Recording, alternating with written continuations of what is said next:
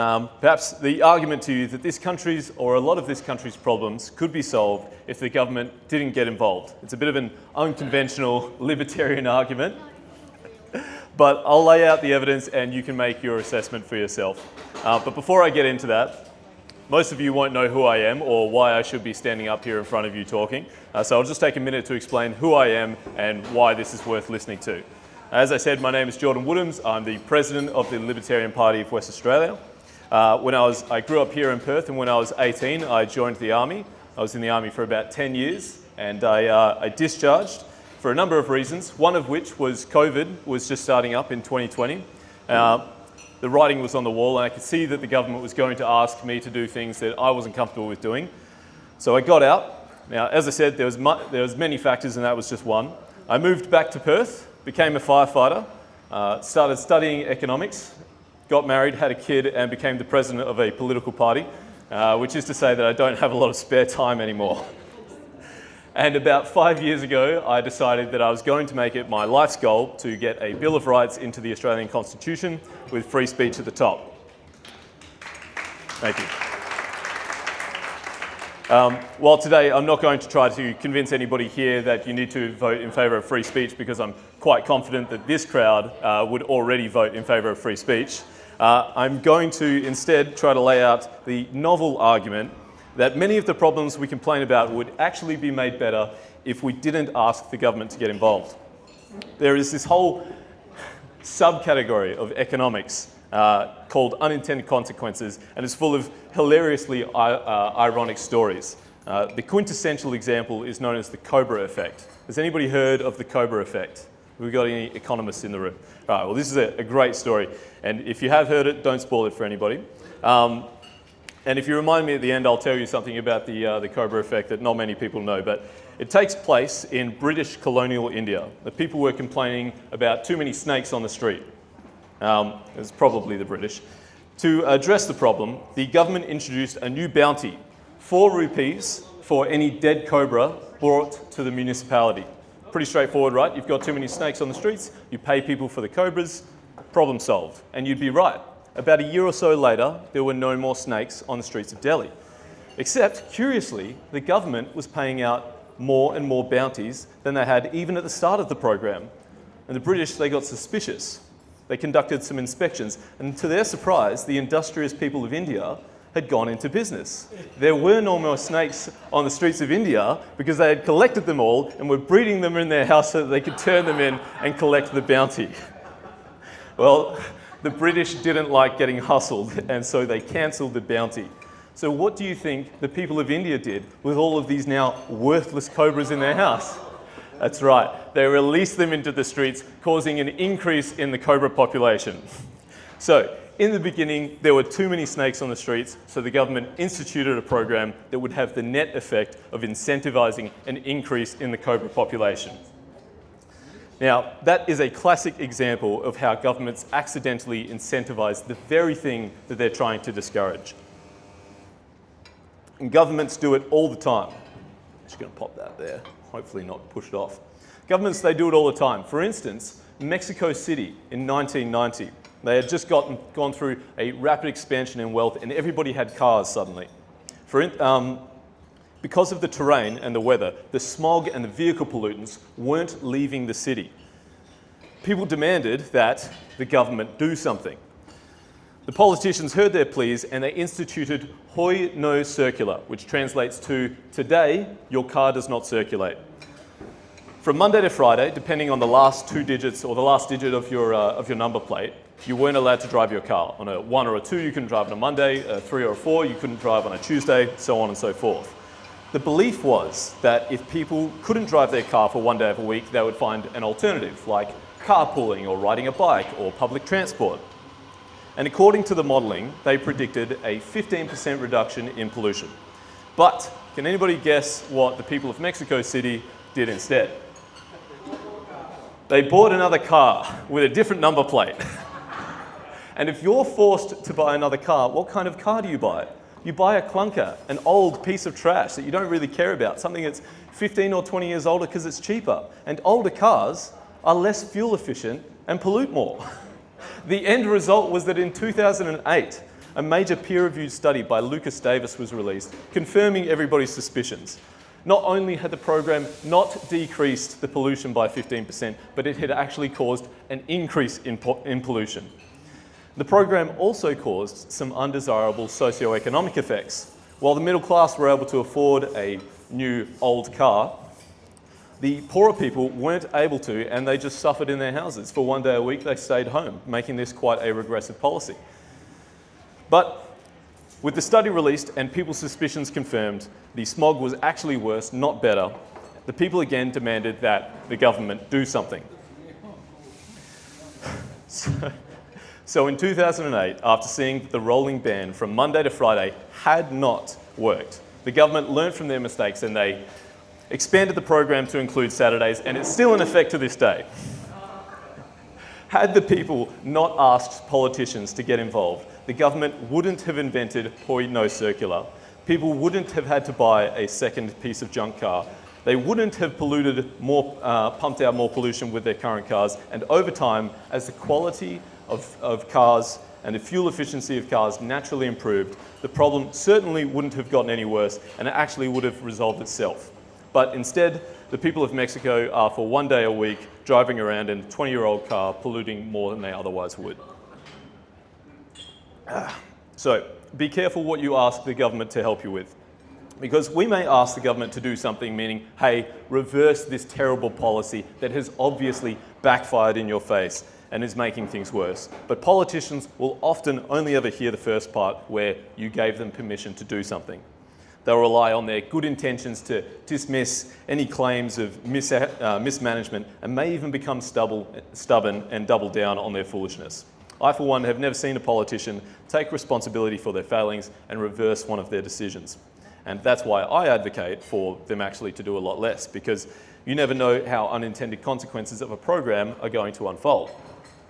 Unintended consequences, by their very nature, are difficult to predict, entirely impossible actually. If they could predict them, then politicians would likely try to write laws to counteract those unintended consequences. But those new laws would cause unintended consequences of their own, making this an unsolvable problem. You can see how the problem continues to persist. As an example of how truly unpredictable they are, has anybody ever wondered why the American health insurance system is so screwy? Like, why is their healthcare tied to their job? No other country in the world does health insurance like this, so why do they? If your health insurance is linked to your job and you lose your job or you change your profession, then you lose your health insurance. And that is a terrible way of doing things. And the American people know that it's a terrible way of doing things, which is why they regularly demand that their government do something. And that's how they ended up with the Affordable Care Act, which didn't make care more affordable, it actually made the problem worse. But how did the whole problem start in the first place? Well, it actually started 80 years ago with President Roosevelt during the Second World War. America was going through a period of high inflation, and the people again demanded that the government do something about it. With a poor understanding of economics and no understanding of unintended consequences, the government passed the Stabilization Act, which was prices and wage controls, making it illegal to pay your employees more money.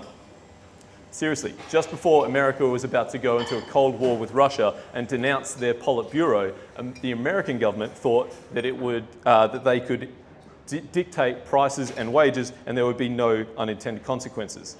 Now, put yourself in the position of a business owner back then. You've got some employees, maybe you want to attract some new talent into your business, maybe you just want to pay your current employees some more, but you can't offer them any more money, it's illegal. So what can you do? Well, the law says you can't offer any more money, but it doesn't say anything about non-cash benefits. Businesses, they tried all kinds of things. They offered the standard salary, plus vacations, plus a fridge, plus a car loan, but not everybody wanted vacations or a new fridge or a car loan. But one thing just about everybody did want was health insurance. And within a year or two, it became standard practice to enter negotiations and ask for a salary plus health insurance.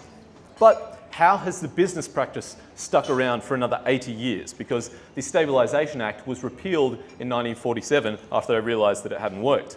So why didn't people go back to asking for all of their compensation upfront and in cash? Well, the reason is taxes. If your employer took money out of your wage to pay for your health insurance, you didn't have to pay the tax on that money for your health insurance.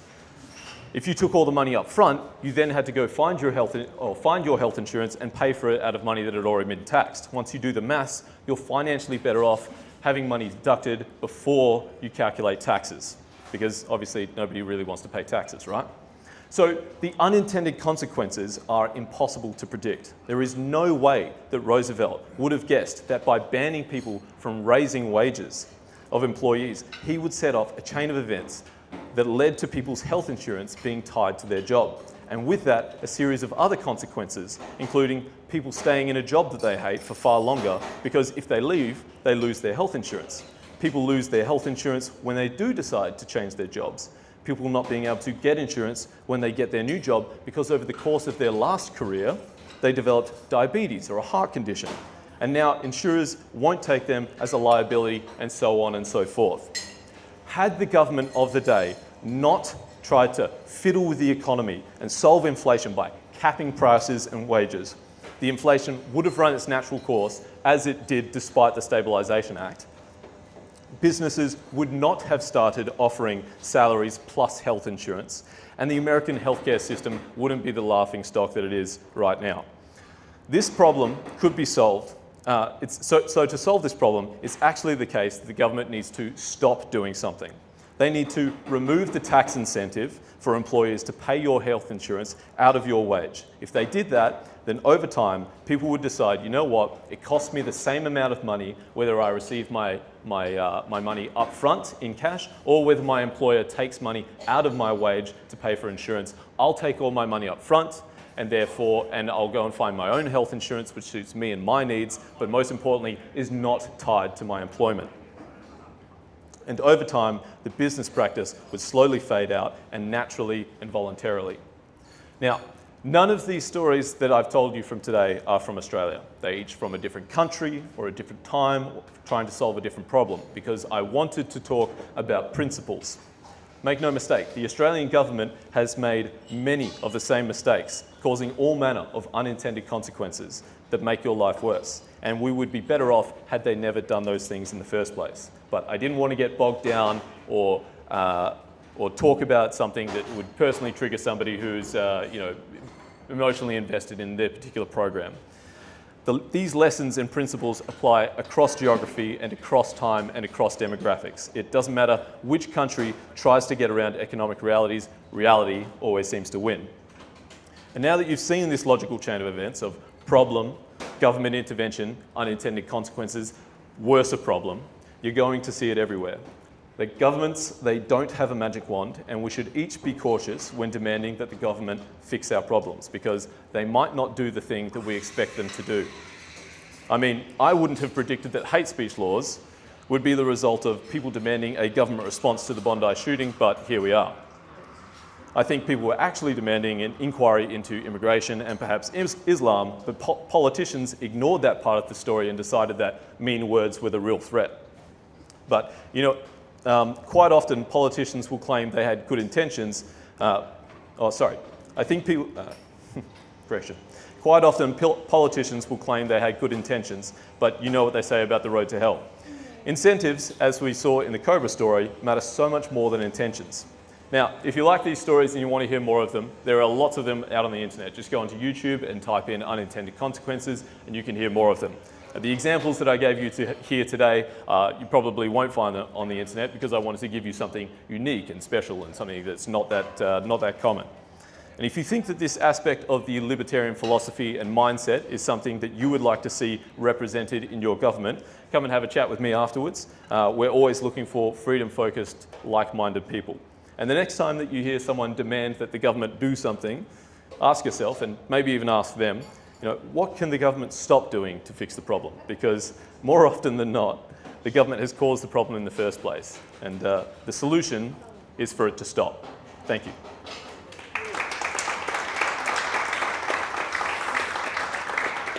Yeah, I'll stand here and take questions for a minute. If anybody would like to challenge the premise of my argument or ask a question, I'm here. But if not, I'll be, oh yeah, sure, yell out. What do you think the government should limit itself What do I think? So the question was, what do I think the government should limit itself to do? As a libertarian, our belief is that the government should be limited to enforcing private property contracts. So private property is at the very foundation of the libertarian philosophy. We think that the government should be restricted to actions such as defending the nation. That's an appropriate role for government. Police, firefighters, those sorts of things. But beyond that, we think that the government should actually stay out of a lot of things. There shouldn't be tax incentives, tax subsidies for so many industries. For instance, the libertarian policy on energy is no bans, no taxes, no subsidies. So we don't advocate for wind, solar, coal or gas or nuclear. We would say remove all the tax breaks, remove the subsidies and allow the free market to determine what is the best source of energy. One of the reasons that we advocate for this policy is because we think that it's immoral and unjust for the government to take your money, and perhaps you feel strongly about wind and solar, take your money and subsidise it towards the coal industry, and vice versa. Perhaps somebody really doesn't believe that climate change is a threat and they think that wind and solar is terrible. I think that it is immoral for the government to take their money through taxation and subsidise the other team. I think the government should take no preferences and should limit itself in that way. Sure. Say you were in power, Yep. Libertarians were in power. What would you do about lobbyists? Ooh, that's an interesting one.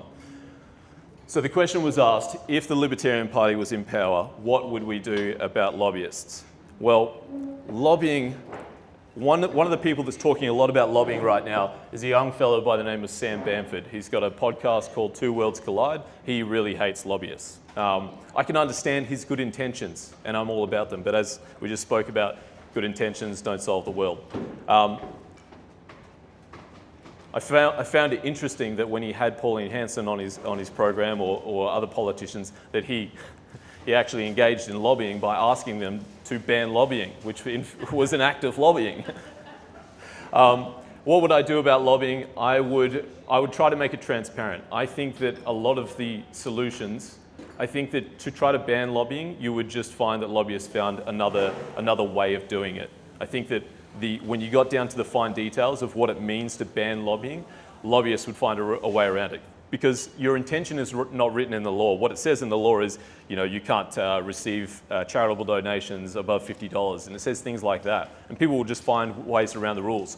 What I think that you could do to limit the impact of lobbying, or at least to help people make better decisions, is make that lobbying transparent. For instance, if a politician meets with somebody at any time of the week, for any reason, receives anything, it should be listed, it should be transparent so that people can see, hey, these guys are funded by the Climate 200, these guys are funded by the coal industry, whatever it might be. I think if you try to say the coal industry is not allowed to lobby the government in whatever fashion, that they're not allowed to donate to a political party, I think that they'll find another way around it, which is and if you want to see a particular instance of this, I suggest look to South Australia, where they have Peter Malinauskas under the Labor Party has banned or has removed charitable or any donations to political parties. So there's no more lobbying in South Australia. The consequence of that is that the Libertarian Party is unable to get registered in South Australia because they're not allowed to receive any donations. So where do they get their money from? The only money they receive is from the public purse. And Labor wrote the laws such that you only received tax monies proportional to the number of votes you received from the last election. And if you're a brand new party that started up this year, you didn't get any votes in the last election, which means you don't get any money. So there's a problem, right? I'm with you on the intention of solving lobbying. The problem is when we get down to the details, what's the actual consequence? Yes, the unintended consequences. Any other questions? I thought I saw a hand. Oh, yep, please. Okay, so what is your opinion about the people who are speaking about Exposure 28? Sorry, Do you know about Exposure 28? sorry, would you mind saying that again? Do you know about Exposure 28? Exposure 28. No, I don't know about it. No. About Peppermint? No, would you mind coming up and telling the people about him or them? I'll just explain it. Okay. Maybe somebody else can speak about it. Oh, people. Yeah, please come on up. People would like to hear what you have to say.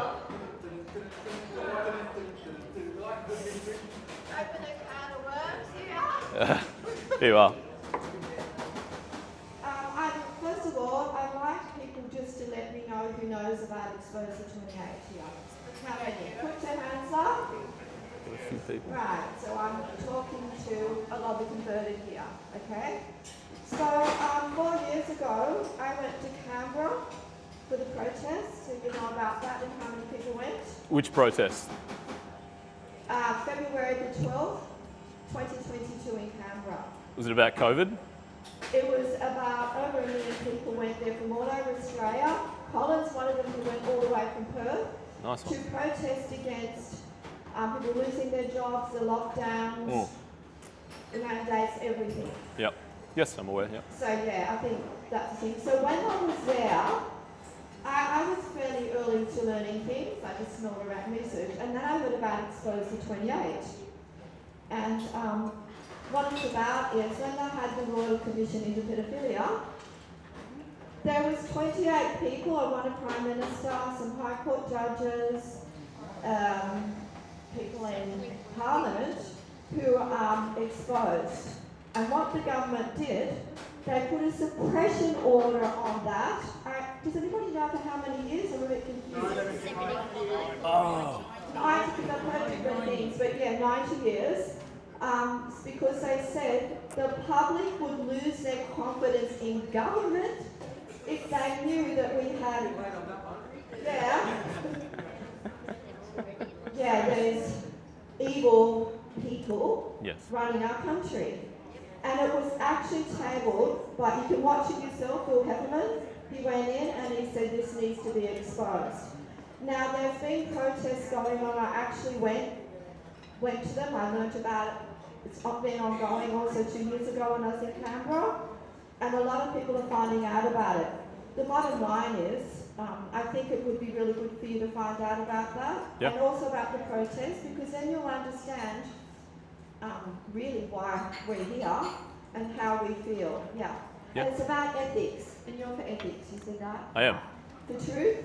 Yeah. Yes. Okay. Well, let me, so I will go and learn about Exposure 28, but I'll just address a rough point on COVID and the Libertarian Party. So obviously, I feel strongly about COVID, as probably many people in this room do, as does my colleagues over here.